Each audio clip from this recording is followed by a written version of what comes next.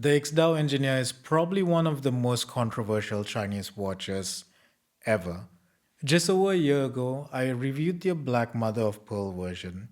When I was making that video, IWC was allegedly going after the brand with a cease and desist letter, which meant that this watch was almost going to vanish from the entire market. Why did IWC decide to go after a homage watch from China? Simply put, it was just too damn good for the price. Yes, it was practically a photocopy of the IWC Engineer, but the sheer quality and execution for the money was genuinely unheard of at the time. For just $300 or closer to $250 during a big AliExpress sale, it shattered the perception that you need to spend luxury money to get a watch that feels luxurious. This timepiece generated so much heat that even if you go onto the Chinese watches subreddit, all mention of this watch is banned. You can't even indirectly talk about it there. It's like the Voldemort of Chinese watches. So, did all that controversy and legal drama put an end to the watch? Well, not entirely. IXDAO kept selling it, but they became more discreet. Instead of product photos, you only see these weird dial renders on their AliExpress listings. And now they're back with a new limited model, the F1 Edition, which comes with a new dial color and some improvements to the bracelet.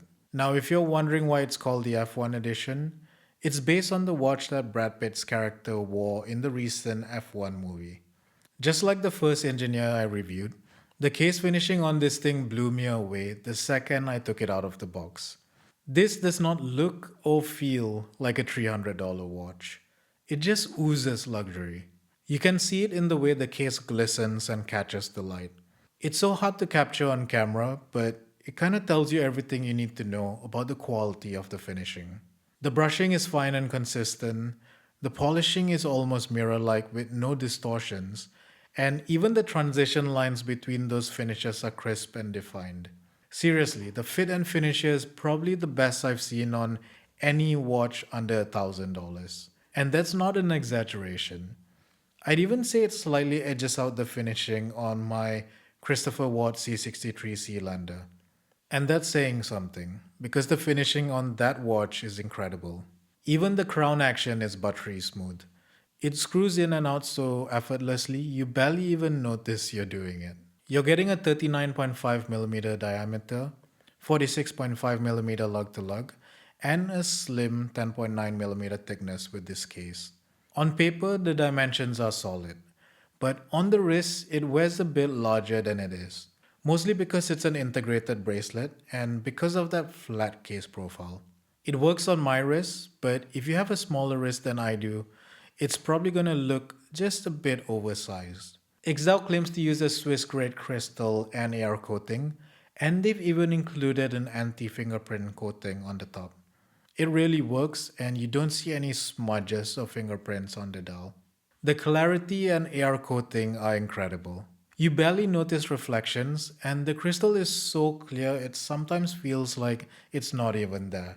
Now, moving on to the dial. It has that classic stem waffle pattern that's synonymous with the watch it's homaging. And the detail of that pattern is incredible, even under intense magnification. The shade of green they've used is gorgeous. It perfectly complements the gold accents on the dial. The dial has a slight metallic effect, which is usually a legibility issue for me, but that's not an issue here, because the hands and indices are finished to an extremely high standard. They catch the light and glisten at almost every angle, so the hands and indices are always legible. You also get a color match date wheel to tie everything in. Even the dial printing is tastefully done. You only see the IXDAO logo on top and the word engineer at the bottom, which is a not so subtle nod to the OG watch. The combination of that color and texture, the gold accents, and the quality of finishing is incredible. It's not even just incredible for the price, it's incredible full stop.